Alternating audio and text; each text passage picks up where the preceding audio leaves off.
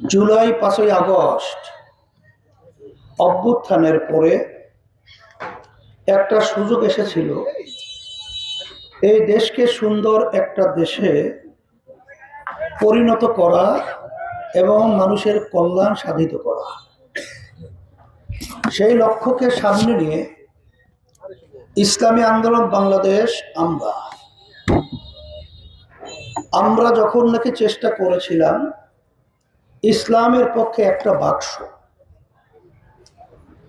আলহামদুলিল্লাহ দেখা গেল স্বতঃস্ফূর্তভাবে সেখানে বাংলাদেশের মানুষ সাড়া দিয়েছিল এবং ইসলামের পক্ষে ভোট দেওয়ার জন্য তারা আলহামদুলিল্লাহ অধীর আগ্রহে দিন রাত্র অপেক্ষায় ছিল কখন সময় আসবে আর ইসলামের পক্ষে বাক্সে তারা ভোট দিবে।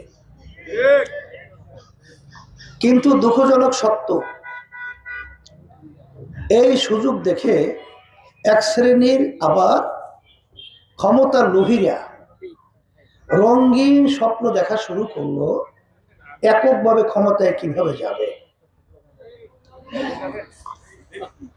তারা ষড়যন্ত্রের মাধ্যমে, আমরা তো সরল মনে পথ চলতেছিলাম, কিন্তু সেখানে বিভিন্ন ধরনের ষড়যন্ত্রের জাল তৈরি করে আমাদেরকে ক্যাসকা কল, বুঝেন ক্যাসকা কল, আমাকে ক্যাসকা কলে আমাদেরকে ফালাবার জন্য বিভিন্ন ধরনের ষড়যন্ত্র তৈরি করলো।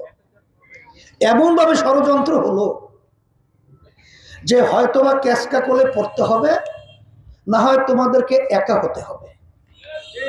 আপনারা দেখেছেন যে অন্যান্য আমাদের সঙ্গে যে রাজনৈতিক ইসলামী দলগুলো ছিল তাদের উল্লেখযোগ্য নেতাদের আসনে তারা প্রার্থী রাখে নাই, কিন্তু ইসলামী আন্দোলন বাংলাদেশে প্রতিটা আসনে তারা প্রার্থী দিয়ে দিল।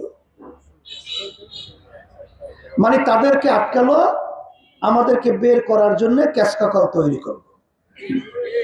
এখন হয়তোবা তোমরা এখানে থাকবা, অথবা তোমরা বের হইল বাংলাদেশের ভিতরে একা থাকবা। কিন্তু আল্লাহর রহমতে, আপনাদের দোয়ায় আল্লাহ রাসূল সাল্লাল্লাহু আলাইহি ওয়াসাল্লামকে কূপে ফালাবার জন্য যখন ওরা কূপ খুঁড়েছিল, কিন্তু আল্লাহর রহমত ওই কূপে ওরাই পড়েছিল। ইসলামী আন্দোলন বাংলাদেশ আল্লাহর রহমতে এখন একা নয়। লা তাহজান ইন্নাল্লাহা মা'ানা, আল্লাহ রাব্বুল আলামিন আমাদের সাথে আছে।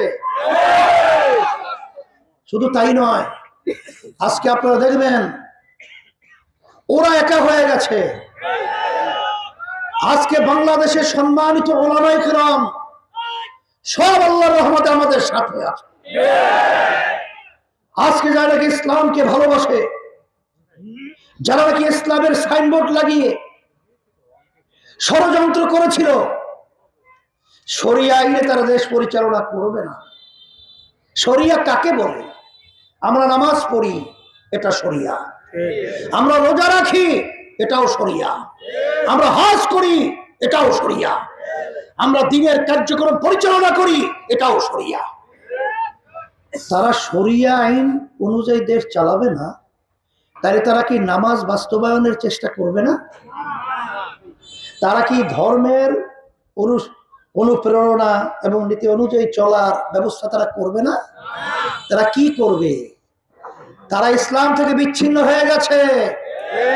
এবং যারা নাকি বাংলাদেশের ৯৯% জনের মতো মানুষ মুসলমান, সেই মুসলমানদের ধর্ম হলো ইসলাম, তাদের জীবনের চেয়ে মূল্য হলো ইসলাম।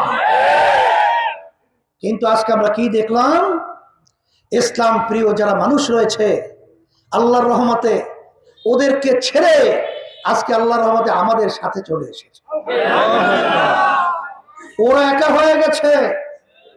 বলে কেমন? আমরা দেশকে ভালোবাসি, আর ওরা এই দেশের ভালোবাসার নামে গোপনে আমেরিকার সাথে গোপন বৈঠক করে।